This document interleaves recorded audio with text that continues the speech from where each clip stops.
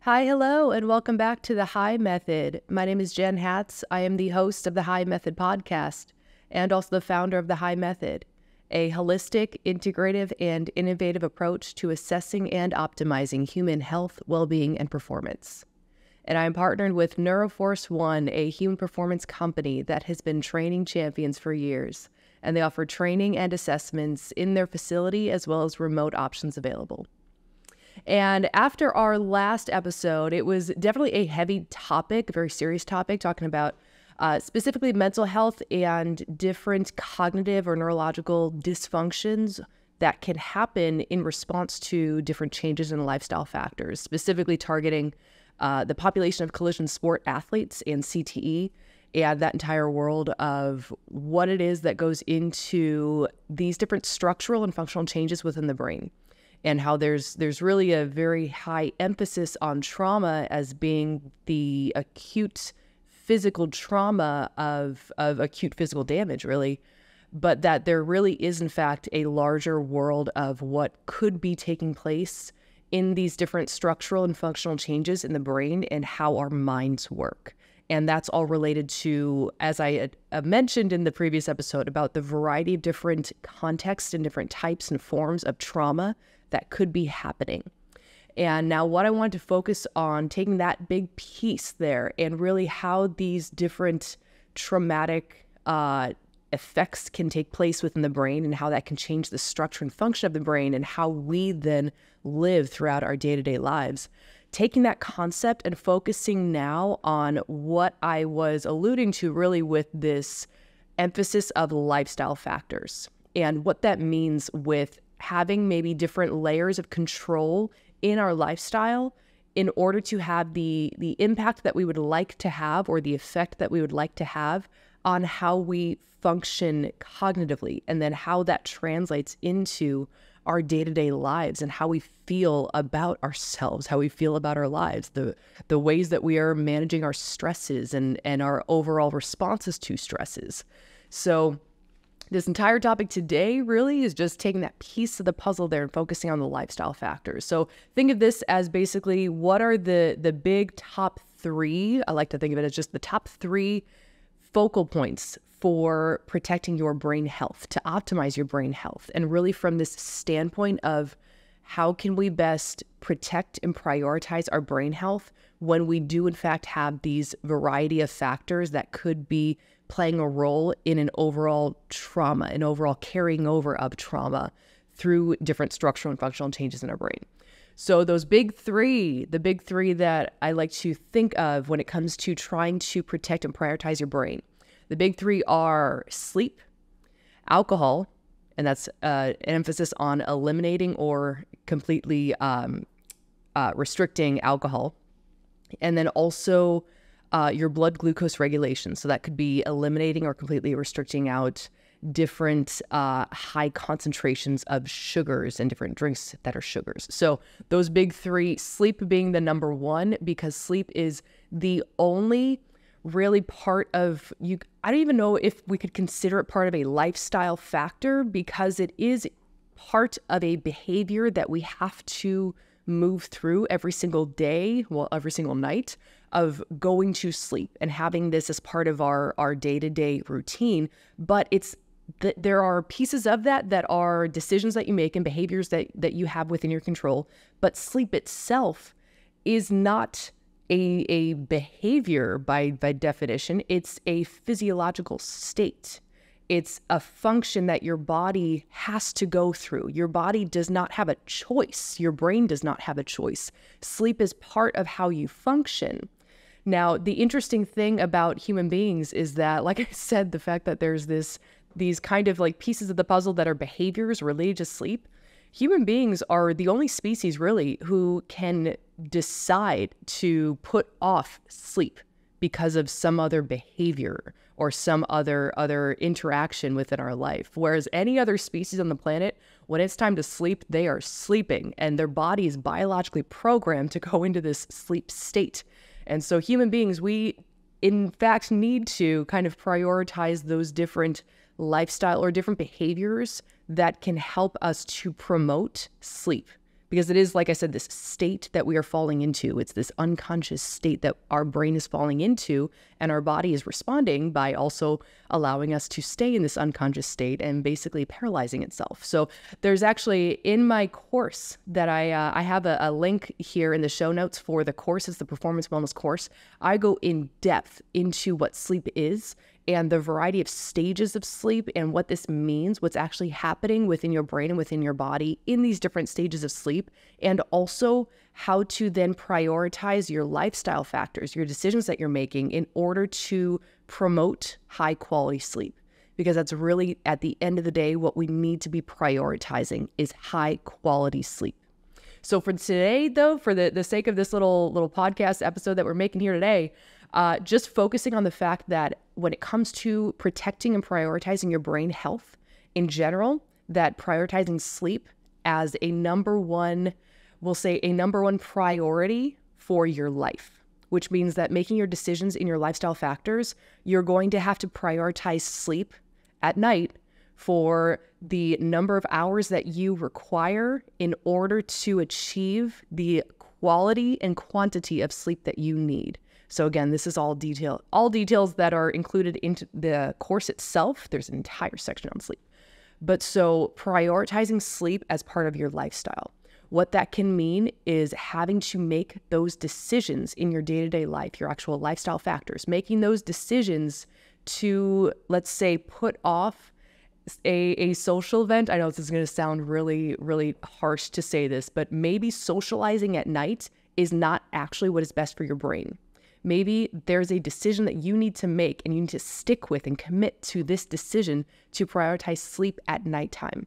So maybe when it's starting to get dark outside, that's your cue then that social activities need to start to come down, that what you are doing inside, whatever forms of entertainment, if it's something that's coming from a device like a TV or a tablet or a laptop or phone, anything where there is a light that is basically, casting a light. You're basically looking directly into a flashlight when you're staring at your phone. So anytime that you have that light directly, that you're receiving that light, that is triggering you into an awake state. That's not helping you move into the sleep state that you need to be in, that your body is going to be signaling to you that it needs to be in. So variety of different factors to prioritize and promote that high quality sleep. So again, maybe, saying no to some of those social events that are later in the evening because you need to prioritize your sleep.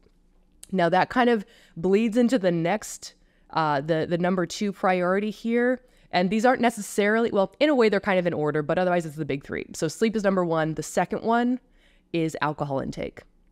And now when I say alcohol intake, I mean to severely reduce, if not entirely eliminate alcohol from your lifestyle.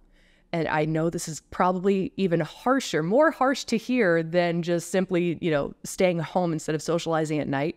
But the fact is that alcohol it's a toxin. It is identified as a toxin within your body. So hence, when you are intoxicated, you are experiencing the effects of a toxin on your system. But it's not just that it's a toxin, it's a neurotoxin. It's actually binding to receptors in your brain and slowing or blocking that signaling between neurons. So your brain is actually slower to process information in general, which is why maybe after a drink, you feel like you've released your inhibitions. You feel a little bit more relaxed, a little more calmed down. And a lot of that is because your brain is that much slower to process the stimuli around you. So this can kind of make sense then if you're in, let's say, a social situation where you may otherwise have this high amount of stimuli around you. Maybe it's a whole lot of sensory input, and then having this drink that is quite literally binding to receptors and slowing down that signaling. Now that gives you this sense of being more calm or more at ease or more comfortable in this environment where you may otherwise feel a heightened stress of anxiety or stress, simply because you're receiving a whole lot of sensory input, and it's basically sensory overload. So instead of using that, or instead of viewing alcohol in this way as this tool to socialize, we instead need to view it exactly as it is, that it is in fact a neurotoxin, that it is manipulating how your brain is processing information, and at the very extreme side of things, when there is an excessive amount of it, it is so entirely dangerous to not only the structure and function of your brain, but also to the rest of your body as well, and to that signaling, not only within your brain of this signaling of sensory input and signaling from neuron to neuron, but then from your brain to your body. And so if you've ever heard of those, I mean, a lot of us have probably had experiences where someone we knew had acute alcohol poisoning. And more often than not is because this signaling from the brain to the body has been slowed so drastically that just a simple action that would otherwise be an automatic action, let's say to protect yourself in some way related to, if you fall and being able to like find stability and protect yourself, or if your body's trying to get rid of this alcohol out of your system, you're vomiting, and the protective mechanism of just being able to cough or clear your throat, that this signaling from the brain to the body is slowed so drastically that you're basically put into this position of just losing all of your functioning, entire ability to function and survive. So that's the very end extreme things of what can happen if this toxin is added in such a high dose. Now, here's the thing that I think needs to be addressed and is not addressed enough. So I just gave 2 examples of alcohol and how we view alcohol, that there's this little bit of alcohol for social situations and that there's a lot of alcohol in relation to toxicity. The thing is, in our society, we socially and culturally have alcohol put up on a pedestal as if it is, in fact, this tool for socializing. And especially in American culture, that tool for socializing tends to fall in line with this desire to drink to get drunk, or to drink excessive amounts as a game, as entertainment, where you are quite literally competing with others to see how much you can drink or how fast you can drink. And the whole goal is about playing this game with a toxin. Now, the way I just described it, you're probably thinking, this sounds insane that we do this. It doesn't make sense. And that's exactly the point. It doesn't make sense. We should not be doing this. This is just how our culture has put this entire function of this toxin up on a pedestal as if it is something that is desirable. So what we need to do is start to peel back the layers and approach it from the reality of what it is, and start to think very clearly and choose very intentionally about where and how and in what ways we want to view our relationship with this substance, if we want to have a relationship with this substance. Now, I'm going to share a little story with you here. So the reason why I know enough about alcohol from this standpoint, where there's these different perspectives, and not only what it's doing in your body physically, but also why we might be going towards it psychologically. So when I was younger, I definitely was a heavy drinker. When I was in high school and college, I was definitely the binge drinker. I was the competitive one. Like, any drinking game, that was my thing. I could outdrink anyone, and I took pride in that. And that mentality that I had towards it was something that at that time I took pride in. I was like the party animal, and I loved it. And little things were starting to come up that I didn't realize until years later, that these were massive warning signs of something that was happening within my body, within my brain, and that it was extremely problematic. But I was so focused entirely on this relationship I had with this substance that I didn't see the warning signs for what they were at that time. The biggest warning sign that I want to share with you today is the fact that, and this was actually something that it used to be kind of a joke for me and my friends, the fact that my memory was so bad. And so this was back when I was in college. So we're talking about like underage drinking here. So this is all before I was 21. This is like 18, 19, 20.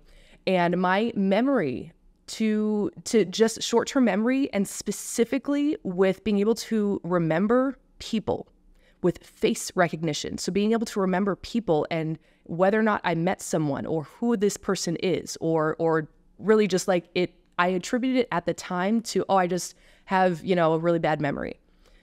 It wasn't until years later when I learned that key piece of really losing that skill, losing that natural ability to have face recognition, that is a massive warning sign of damage to the brain.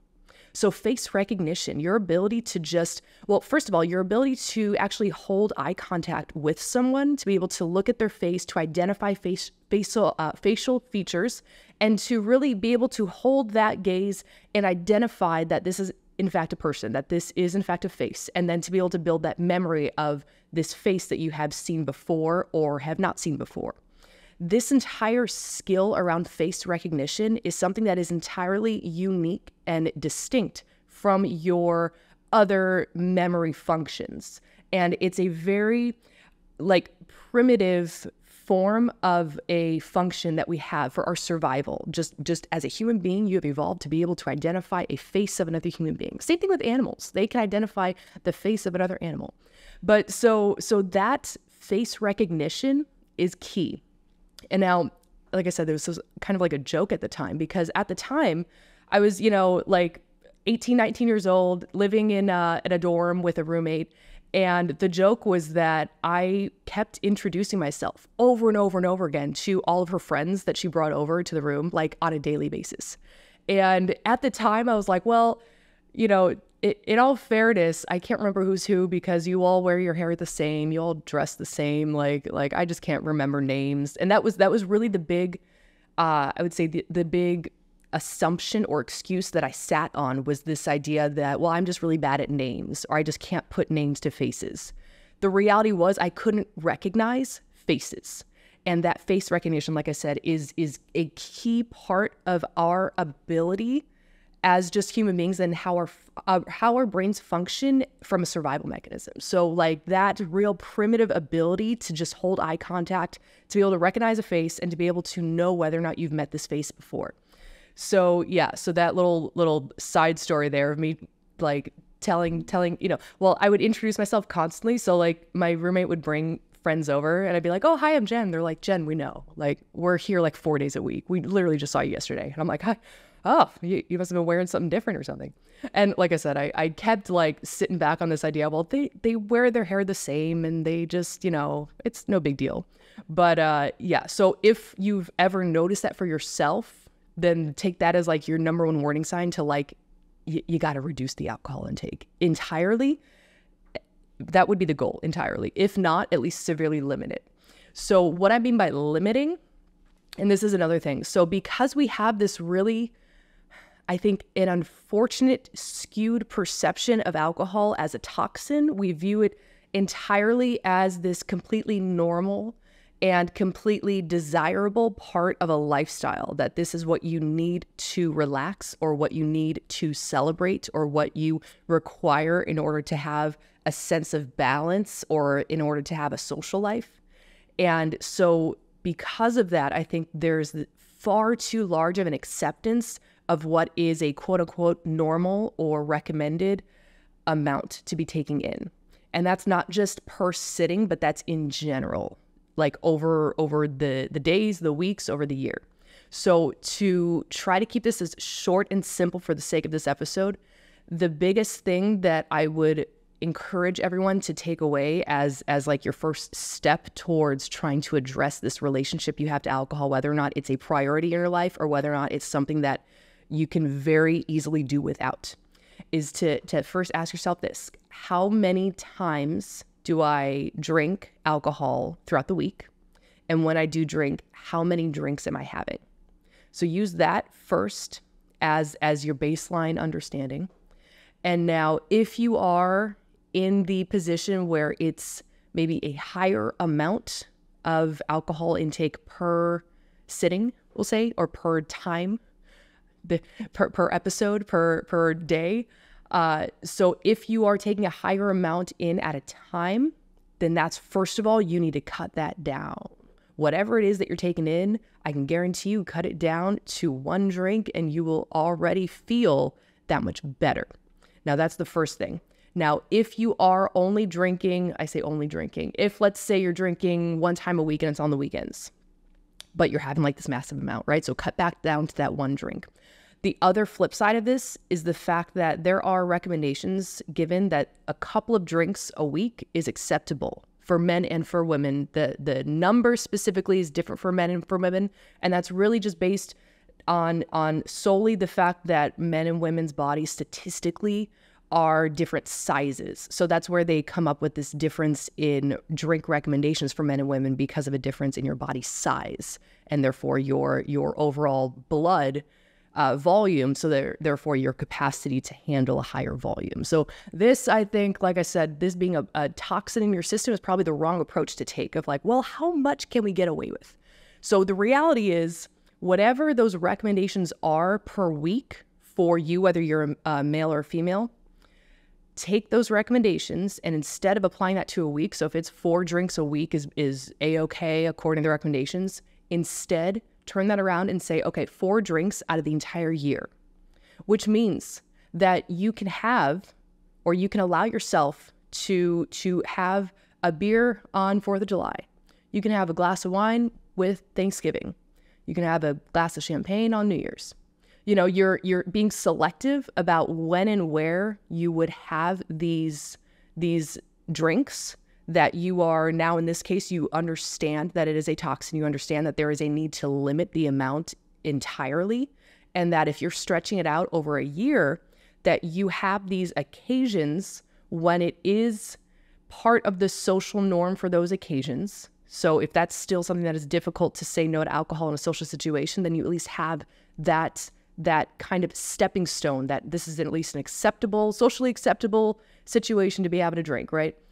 And therefore, you are also helping to protect and promote your own brain health and your own health in general, because you are massively reducing or massively restricting your overall intake of this toxin. Now, the best case scenario out of all of this would be to completely deprioritize alcohol to the point that you are no longer even planning on these holidays as being this chance to have a drink. Instead, you identify yourself as living life as you live your life, and that you in no way have to identify your life in relation to alcohol. So that story I shared about myself, how back in the day, I was definitely a heavy drinker, definitely the party girl, and that I identified as that. And that was like something that I wore as a badge of honor. Now, I will say this I was gonna say I'm proud to say this, but really I am very adamant about making this very clear. At no point in time in my life did I ever make a decision that I wanted to stop drinking or that I wanted to be sober or not. That type of decision never happened. Absolutely never happened. Instead, what happened for me was over time, I started prioritizing my health and I started prioritizing my sleep, which went into prioritizing my health. And I naturally was finding that my body was not responding well when I did drink. And I mean, like projectile vomiting and really sick, really terribly responsive to whatever alcohol I was taking in, where I did not like the way I was feeling. And so over time, my behavior of drinking in these social situations was reducing itself down because I just did not feel good. But I wasn't focused on that at all. I was focused instead entirely on when I feel good, which is when I'm prioritizing my health, when I'm prioritizing my sleep. And so because of that, over time, I've ended up almost as a secondary effect, reducing, if not entirely eliminating alcohol. And now like here and there, if someone that I'm, if we're out to dinner and someone orders a beer and I just want to have a sip just to taste it, like that's fine, because I've never at any point made this decision that I have to cut it off entirely and be entirely sober or alcohol free. It's the natural decision to prioritize health and sleep and how I feel good and when I feel good that is taking precedent over these different decisions. And so to this day, I will very adamantly make this statement, especially if someone ever ask the question of if we're in a social situation, someone's like, oh, how come you're not drinking? Or, do you drink? And to me, even just having that discussion of whether or not someone is sober or not sober, or whether or not someone drinks or doesn't drink, and this is what I'll explain to them, I'm like, even that just gives too much power to alcohol as having this prominent place in our life, that we have to identify ourselves and our lifestyle in relation to alcohol, of whether or not we partake in it or not. The reality is that's putting entirely too much power to it. And that, I think, is really the overarching theme for alcohol socially and culturally where we are right now in America, that there's entirely too much emphasis placed on it. And we prioritize ourselves or reconfigure our lives and our health in some way to fit it in. And instead, we need to prioritize ourselves and our health and what actually feels good. And you will naturally find that it starts to slough off and move out of the picture.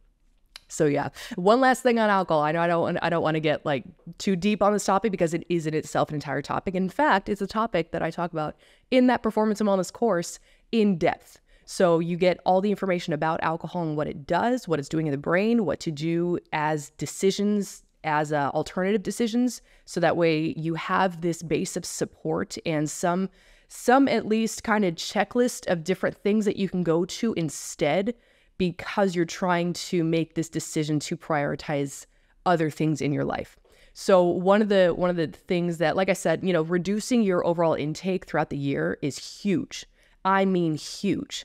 And probably the best thing that we could help to maybe plug into people's minds is changing a little bit of these challenges that are out there. So if you've heard of like the sober January and sober October and whatever, whoever it is that has these challenges where they're picking a month out of the year where they're not drinking. So I think we need to take that concept and continue to elevate it. Because if you're taking 1 month out of 12 months to say that you're not having alcohol for this 1 month, that means that you are having alcohol for the other 11 months.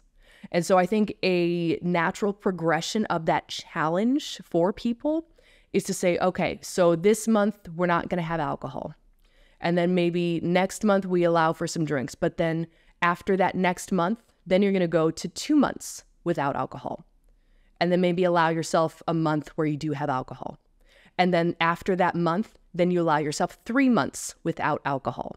And so you continue to progress and you continue to increase this length of time that you're going without alcohol as this way of really removing the impact that it's having on you and the effect that it's having on you psychologically. Because if focusing on 1 month out of the year without alcohol is that much of a challenge for you, then you really need to look at why it is alcohol has that type of effect on you.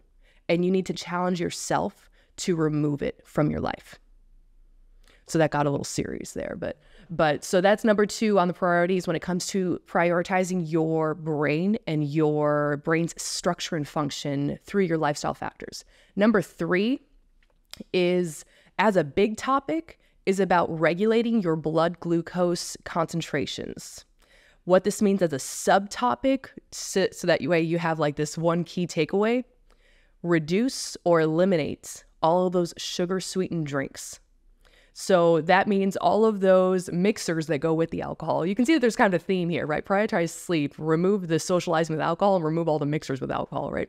But so when it comes to removing those sugar-sweetened drinks, so that's removing any types of sodas, juices, sports drinks, any of those different like fruit punches or lemonades or sweetened teas, all of these beverages that you don't even realize throughout the day that you're taking in. And this is even like your coffee and tea drinks, anything that is sweetened with any of these excessive amounts of sugar or sweetened flavors, sweetened syrups. This is all adding a massive amount of sugar and or a sugar alternative or sweetener at a very high concentration. So it's a very high dose. And because it's in a liquid form, you're going to take in a very large amount very quickly. Now, I'm going to go into details about this specific kind of focal point and why you need to look at this and reprioritize these types of drinks because of what it's doing for you and your system in the next episode. But for now, I just want you to focus on the fact that you need to reduce or eliminate sugar-sweetened drinks in general as the absolute number one way to regulate your blood glucose concentrations and to have that more stable, steady blood glucose regulation throughout the day and throughout the night. So there's a variety of different ways on top of that to help that function and really to help promote your brain health through that function. But just for today, that one key one key takeaway there. And for the sake of today, I'll add in a fourth. We're going to add in one little fourth tidbit for the day of how to protect your brain, and that's creatine. Taking creatine as a supplement is probably the most I'll say it's underrepresented, underlooked. It's overlooked. Well, I don't know. Overlooked, underlooked. It's not seen and recognized for what it needs to be seen and recognized for. We'll say that. So creatine is actually neuroprotective. It can act as a very powerful antioxidant for your brain. And it is a naturally occurring substance that you already use for energy, for a certain type of energy. It's called your anaerobic energy. So it's the energy that you require when oxygen is not present. And so you're already using creatine and producing creatine already, but there's an added benefit from supplementing with it. And this is not just for athletes who are training. This is for any population, any age. It is completely safe and effective. So there's no reason to not take it, but every reason to reap the benefits of taking it. So I definitely recommend creatine as the fourth little tidbit for the day. But otherwise, so hopefully you had a good little checklist going here of prioritizing sleep, prioritizing your brain health through sleep, and that means that you are limiting or eliminating alcohol intake out of your life, and that you are focusing on maintaining steady blood glucose concentrations by removing or eliminating those sugar-sweetened drinks. And that includes sports drinks and juices and all of those beverages that just taste sweet. And we're going to get into details on that next. And as that fourth bonus, start supplementing with creatine. All right, I'll talk to you guys again soon. Bye-bye.